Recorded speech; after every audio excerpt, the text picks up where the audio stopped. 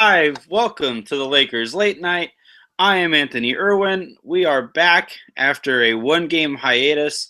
You eat enough turkey, you just fall into a coma, and you never really know when you're going to come back out of it. And that's I have an extra chin, going today.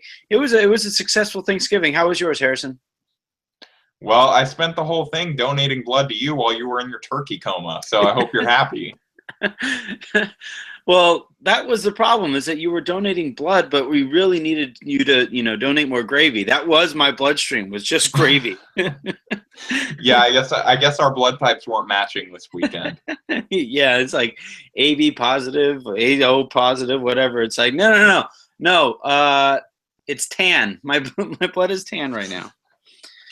All right, so we'll just really briefly.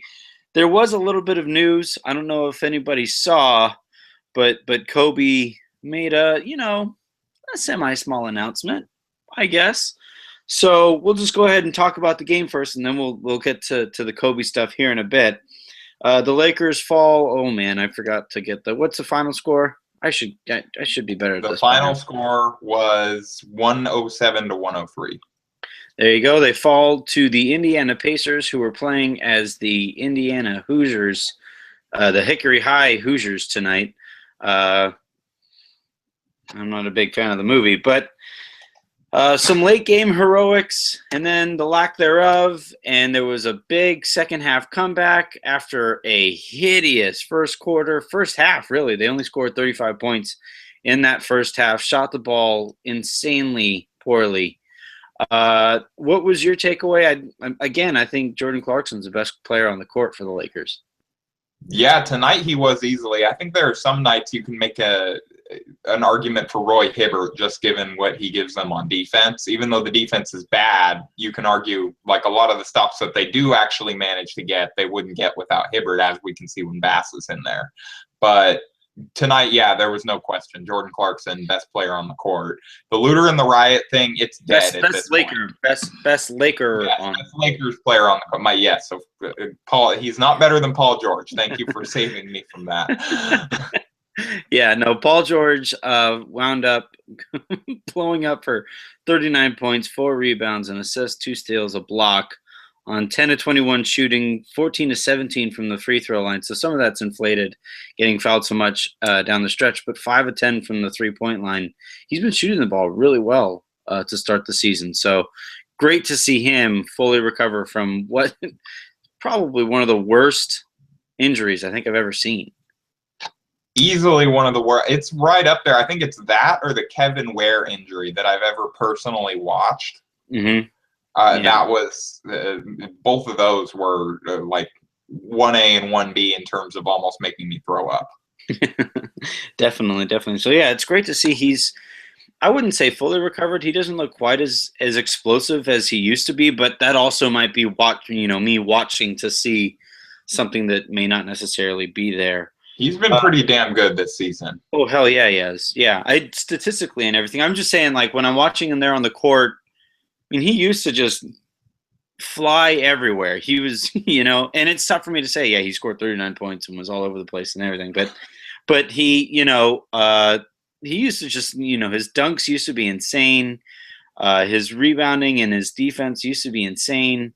And I still think, I mean, it was a horrific injury. Like, we're still going to see him bounce back a little bit to get to full strength. Yeah, but he's not at the end of his recovery road yet, I'm sure. Yeah, and if not being fully recovered is dropping 39 points on 21 shots, then holy hell. Might be the best player of all time, honestly. So back to the Lakers, though. The big story, aside from Kobe's late game actions, was the lack thereof for D'Angelo Russell, who I think played a couple minutes in the fourth quarter, but really wasn't a factor. And I guess the theory would be here, correct me if I'm wrong, but Nick Young was the hot hand, and it's not like Kobe is going to sit, because we know Kobe isn't going to sit. So I guess the guy who winds up having to sit is Russell. But again, it's like, man, that's not good for the franchise moving forward. No, it's really not. And he came out with about 9 minutes left in the fourth. He played a couple minutes right at the beginning there. But it's just a real shame to see him sitting on the bench, even though the team didn't get the win, number one. So they were chasing that win at the expense of his development. And again, they got neither. And I think that that's become the ongoing theme for the season. And you say Kobe's not going to sit, but at some point, isn't it a problem that he's playing 30-plus minutes on back-to-back nights at age 37 when Byron Scott is saying after the game his goal is for Kobe to finish the season on his feet? Well, I mean, again, we never know. He could mean on his feet as in a walking boat and crutches. He's still technically, he's still technically vertical.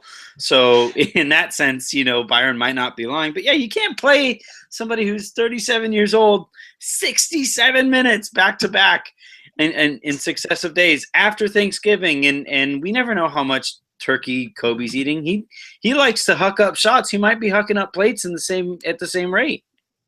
See, last night when Byron was saying he had to talk to Kobe about whether or not he was going to play tonight, they needed to decide together. I thought that he was just being kind of difficult with the media. He just didn't want to reveal his plan and leave Frank Vogel there panicking, like, should I prepare for Kobe or should I not prepare for Kobe?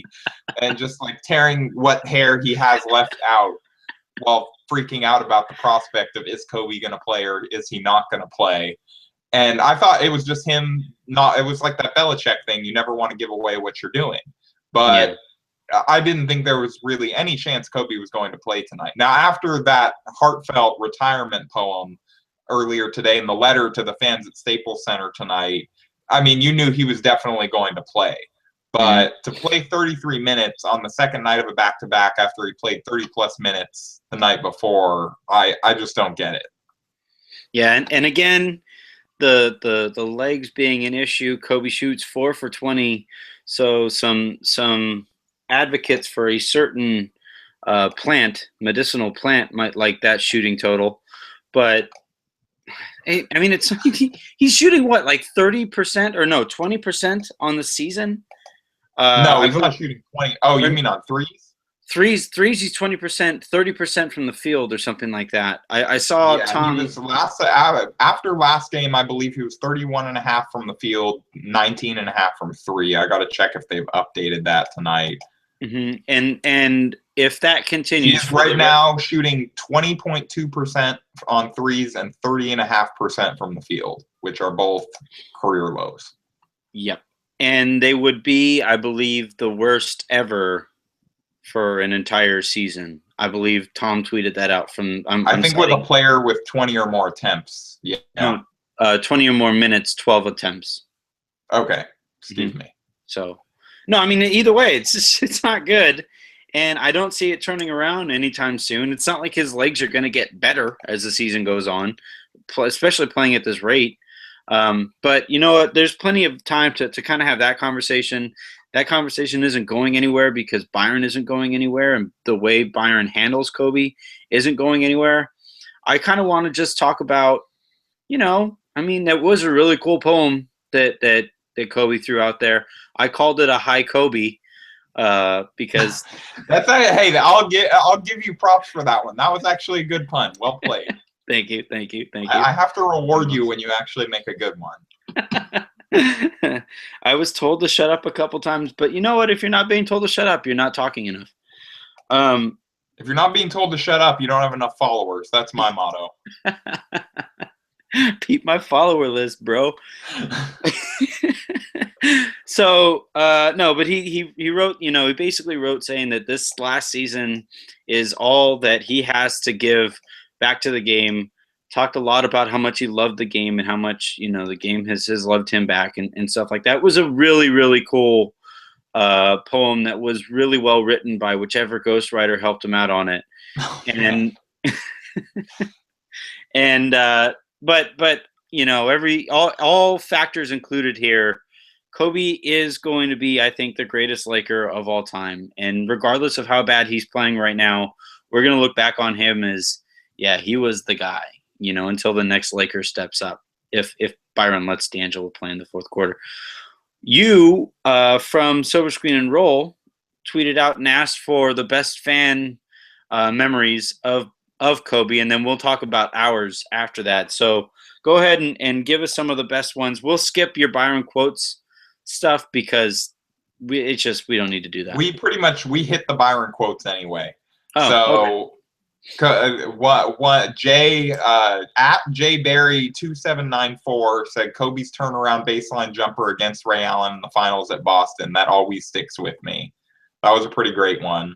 Yep. Yeah, that shot I think will, like, that's the shot. Even now when he shoots it, I still get kind of goosebumps because that's such a singular, like, that's his skyhook in my opinion. Yeah. Another really popular one was I got Kobe's dunk on Howard. That was from at Lemoy24. I'm not sure how to pronounce that, but that was a popular nominee, was Kobe Bryant dunking on Dwight Howard. Now I wonder why. I think those two guys have a good relationship, right? They're like best buds, I think. Like I'm pretty sure Howard's going to speak at the retirement ceremony. Talk about how great Kobe was to play with. No joke. I saw that they asked Dwight tonight what he learned from Kobe, and he asked if he could go to the next question. What a dick. Like, he's oh my God. And then he wonders why fans ran him out of LA. You know, like I can't believe nobody wouldn't like me for this. Have another kid. That's just ridiculous. Like, how could you say that? Like, sure, Kobe was really. I don't get how you can't just be nice about it. Yeah, that's one of those situations where you have to just be nice, even if you don't like the person. Right. You just say, you know what, he was really competitive, and then you move on to the next one. By saying I don't have a comment, it's like, yeah, I didn't learn anything from one of the best players I've ever played with. Kobe's probably the best player he's ever played with. Yeah, the Kobe that year, definitely. I don't know who would have been. Well, I mean, I guess you could argue Harden last year. He was pretty great, but those were the only two last year. In terms of, well, and Dwight was hurt the whole year too. In terms of like general career, though, you're still looking at like that's the best player that. Oh yeah, if you're looking at career resume, it's definitely Kobe. Right, and it's not even close. You know, even with Rashard Lewis taking all those PEDs, so. I'm throwing everybody under the bus. I'm an emotional wreck. I missed the show. Salty Anthony. There's a lot of salt in my Thanksgiving meal. So any other nominees? The Dwight dunk is a great one. That was full-fledged, full frontal on Dwight. That was great. So another really good one was during the 2010 Western Conference Finals, his butt tap on Alvin Gentry. It was Matt Ranches sent this to us, and he even did the courtesy of sending us a GIF of it. That's so great. Which I would project up here if I could, but sorry, don't have the rights to that. And, but that was amazing, and I think I just want to see players do stuff like that to coaches more. That's why I love what's his name I'm blanking on the rookie in Orlando, Hazonia. When I heard that he was dapping up opposing coaches in EuroLeague after hitting game winners on them, I was all aboard the Hazonia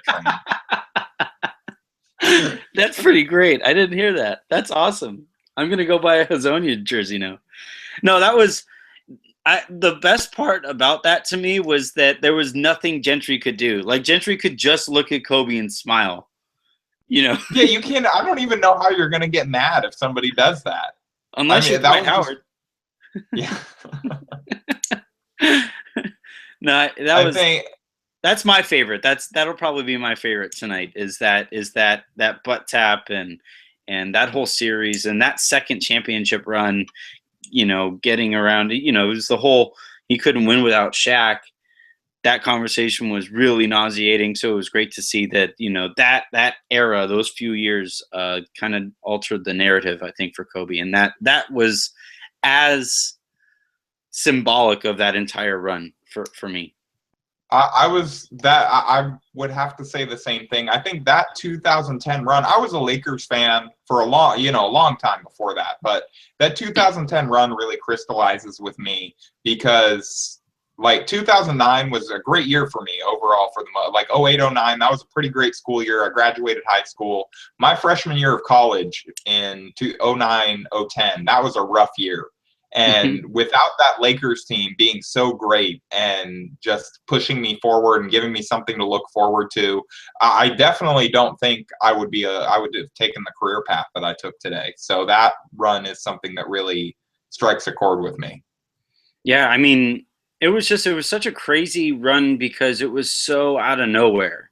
Remember, just before the year the Lakers wound up getting beaten in the finals by the Celtics, you had Kobe demanding a trade. He wanted to play on Pluto, and they. How many? We got to say Kobe is the only player to ever demand a trade to Pluto and then appear in the finals. That should show up in like Elias's ESPN's Elias Sports Bureau stuff. That's the kind of stat they would hand out. Yeah. Any other moments? We'll do a couple more and then let's get your favorite one. Okay, so there was the air balls against the Jazz fueling him from Stephon Smith, which I thought was a pretty great one. I didn't expect to get that one because that's obviously not a great memory for most people, but it really did. It was our first glimpse, really, of the Kobe that we're getting now. The Kobe that does not understand that maybe a shot's not a self, that I'm going to make this anyway. Yeah, it's almost fitting that you get that tweet and then he airballs the potential game-tying shot tonight for a circle. Yeah. I saw at Master Red Snappa, friend of the show, was saying the airballs are a fitting bookend to Kobe's career. So, yeah. I will say, what makes Kobe so polarizing, so popular, so hateable is his complete disregard for what people think of him. He was going to shoot that last one tonight. It didn't matter who was guarding him, what the situation was. Everybody knew that last shot was going up. Everybody knew the first shot was going up. They just happened to result in opposite situations. And I really wish it would have just ended the game after the first shot. Just said, all right, you guys go ahead and win it. Just walk off. That whole sequence, I'm not going to lie, it got a little dusty in my apartment when that happened. He hit it and he went full into competition mode, and then you see him look around and kind of smile, like realizing that might be one of his last chances to do something like that. And then they cut to his family cheering and smiling courtside, and it was a great moment. Yeah, Time Warner hammered the hell out of that moment. They did that really well. Their director, that was phenomenal. Yeah. Do you have your own favorite one that you want to talk about? So I feel like I kind of waxed on mine a little bit. It was honestly that whole 2010 season, just every player on that team, but especially Kobe, just as the emotional the fuel of that team, the just hatred that they had lost in the finals the year before, just kind of leading to that entire team playing with an FU mentality. And it was just, it really felt like, as cliche as that is, it's like an us against the world thing. And as a fan, you felt like you were part of that us watching that team every night. I completely agree. And I might be again looking for something that's not necessarily there, but I feel like that title team that won back-to-back, whether it was, the Orlando, title and then won the Celtics series the following year, that team is a lot closer than I feel like other teams in my own recent memory. Just you saw it with how when Lamar went down just recently, you had a whole bunch of people from that team all, rallying around him. And you probably had a whole bunch of guys that were texting back and forth with each other. And that was really cool. And yeah, that's something that the fan base really got around. That was a really cool run. I guess, just flipping things a little bit, I guess if I had to pick a favorite Kobe memory just individually that was funny, it was actually Shane Young nominated this. And it was Kobe's, after Mark Cuban said, I would amnesty Kobe on some local radio show or something before the Lakers played the Mavs a number of years ago. And Kobe, I think, dropped about, 60, 62 on them, and then just tweeted after the game. He had just gotten a Twitter account, tweeted amnesty that. And it was probably the best athlete use of Twitter and just sums up Kobe simultaneously. That was amazing. Yeah, that's Kobe. That's Kobe, and that's how I. And here's the thing: is that because of how, and we'll kind of cut out on this. I'll give you the last word on Kobe, but with Kobe playing as poorly as he is right now, and with the disconnect being so wide between the reality that he sees in, the perception from his point of view and the reality of the situation and how bad he's playing, uh, there is a tendency to have some recency bias, and there might be some people out there who are looking forward to remembering him as such. But with Kobe, because of how great he was on and off the court, meaning a Twitter follow, charismatic, all that good stuff, uh, you can choose to remember him differently. And I believe the vast majority of everybody who's ever watched him play basketball will remember him, for being Kobe effing Bryant, and I don't think there's any better way to remember a dude than his first name, the word effing, and then his last name. Yeah. I don't know that I have anything to add to that. You pretty much hit the nail on the head there. Alrighty, well that'll just about do it here for tonight's game. Sunday night, there's Walking Dead to attend to. For very much of tonight's game, we were watching The Walking Dead. So we got a nice. I would just say that before we sign off, everyone who did tune in and watch this live, it's from the sound of it, the quote scrolling through of Kobe. You should definitely watch his post game press conference. Oh, really? Yeah. Okay. He's dropping all kinds of quotes. He says that recently during his meditation, he stopped thinking about basketball. That was the first sign. Says there's a beauty in the struggle, and that's why he's not going to retire right now. Just a lot of Kobe knowledge and a lot of insight into, Kobe. And yeah. I guess in the end, that's something that a lot of us are very interested in. And so, yeah, I would recommend everyone check that out. That's what I'm going to do as soon as we get off the air. All right. Well, everybody go watch that. Thank you for tuning in tonight. Thank you, Harrison, for jumping on here tonight. Next game, I believe, is Tuesday. Tuesday evening. I will not be here. Harrison will not be here. Why won't you be here? Group project. The joys of still being in school. That's the worst. All right. Everybody have a great night. I hope everybody had a very great Thanksgiving. I am very grateful for the opportunity to be able to talk to you guys after every Lakers game and talk you through what will probably be a frustrating season, but we'll always just look at the Kobe stuff and say, all right, that's at least going to get us through that. See you, Harrison. Thanks, Anthony.